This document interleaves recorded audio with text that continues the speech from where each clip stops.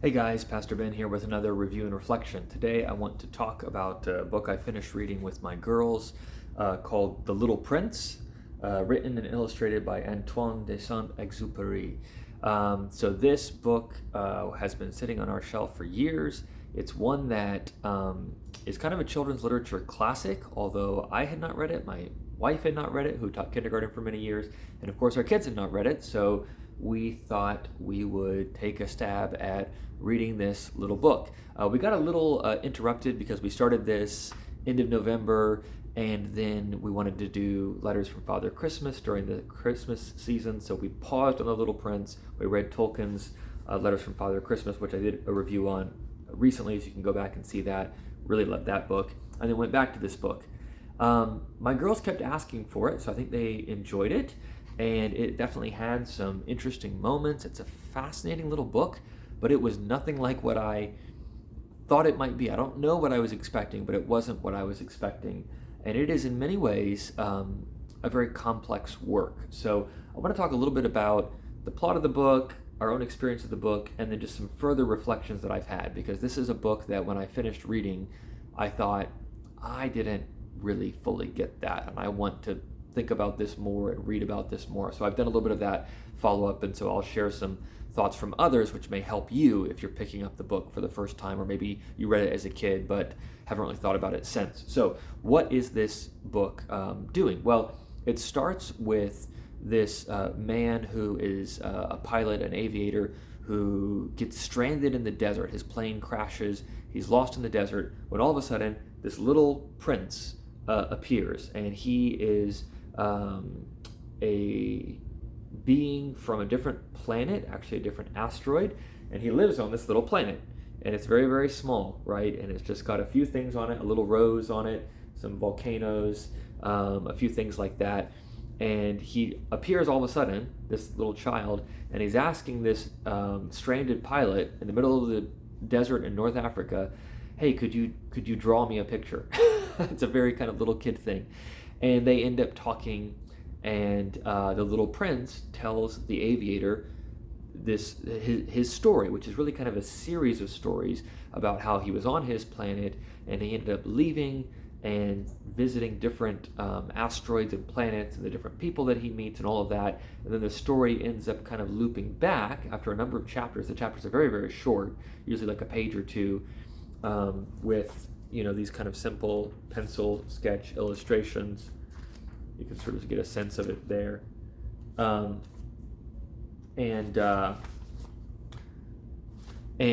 so the story is kind of framed by the prince with the pilot.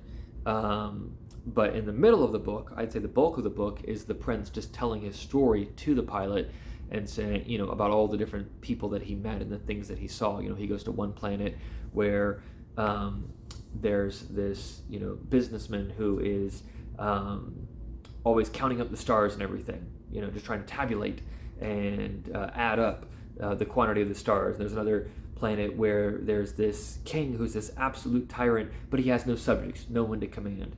And so there's all these kinds of strange, interesting figures that he meets, which each kind of contain their own parable. And one of the themes throughout that comes up right in the first pages of the book is this idea that children are able to see and understand things that adults can't, that adults get stuck in the abstractions of numbers and theories and systems, whereas children are able to deal with the particulars and the tangibles and love.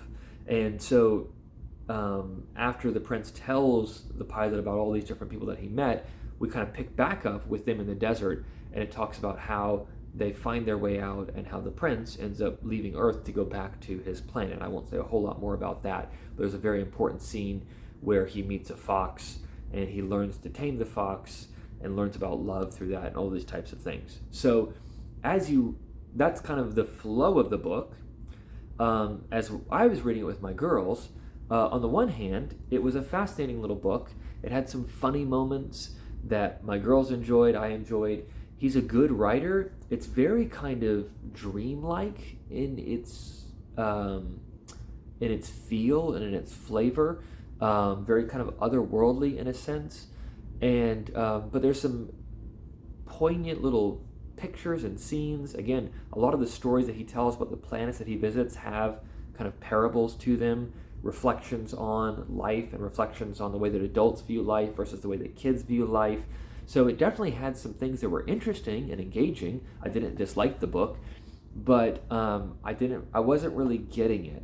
And especially by the end, I felt like, okay, it didn't come together the way I thought it did. So what in the world is going on with this book, The Little Prince?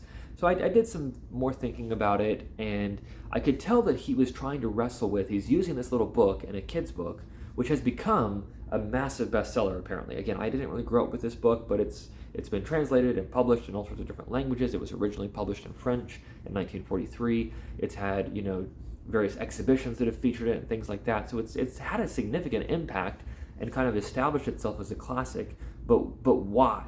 What is it doing? Well, I can't give a full answer to that, but I found a very helpful article. You can kind of look this up online if you want to see more.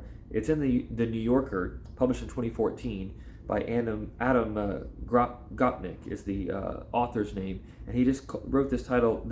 He wrote this article entitled "The Strange Triumph of the Little Prince," and he goes through sort of the background, a bit of the history, a bit of Saint-Exupéry's biography, which is fascinating in its own right. He was a pilot himself. He had actually been stranded in the North African desert. That kind of was the inspiration for the setting of the story.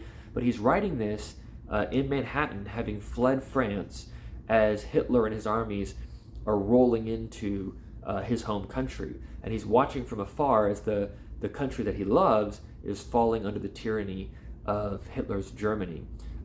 Saint-Exupéry would later die shortly after this book was written in World War II as a pilot. I think he was flying a reconnaissance mission in Italy or something, and his plane went down in the Mediterranean. So it's a kid's book, but it's got some weighty background to it. And this article in the New Yorker kind of argues that that's part of what's going on, that Saint-Exupéry is contrasting the abstractions and obsession with efficiency and all these types of things that exemplified the military leadership and the political leadership of Europe of this time, with the more abiding importance that children could grasp of particulars and of love and meaning and so forth. And so he's using this story to be in some ways a fable, in some ways a parable of some of those truths. And one of the things that kind of comes out as well in the book, when the little prince is living on his little planet, his little asteroid, there's one rose there. He only has one rose. He thinks it's the only one in the world, and he loves it, but it's very kind of particular and always complaining about things and threatening to wilt, and he has to kind of tend it and nurture it. It's kind of high maintenance. And he ends up traveling, and in his travels, he finds out that there's actually tons of roses, just as beautiful as the one that he had on his planet.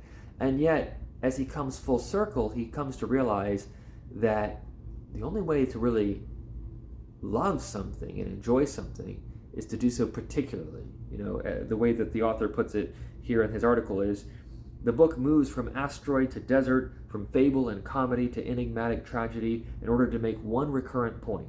You can't love roses. You can only love a rose. And the point there, which I think is absolutely true, is that love by its very nature is not abstract, it's concrete, it's particular. And if he was living in a time where abstractions were threatening to squeeze out the personal, we live in perhaps the most impersonal and disconnected and abstract age of all. And we need to be reminded of the importance of concreteness and particulars and commitment. And that's something that this book is getting at. So I think it is a book that does deserve to be a classic because it's a very thoughtful and thought-provoking book. However, I'm a little bit still of a skeptic in the sense that while this is a very interesting book and it'd be great to read through and discuss in a literature class, I don't know. I mean, maybe it's because I didn't grow up with it, but I don't know how well it works as children's literature. And my girls weren't really gripped by it in the way that they have some other things that we've read. So I think it's an interesting book, and it uses the vehicle of children's literature to give us some poignant scenes and to explore some abiding themes in ways that are significant and worth engaging with. And yet it's not a beloved classic for me. So maybe you have a different experience. Maybe if you grew up with it, it would strike differently. I'm not a critic of the book, but I don't know that I'm a huge booster for it either. But it was definitely interesting, and I'm glad that we read it. If you haven't read it, it is worth reading, either to your kids or even just on your own. Again, it's not a long work, but there's a lot packed in here. Things worth thinking about, things worth discussing and reflecting on. So those are some of my thoughts on The Little Prince.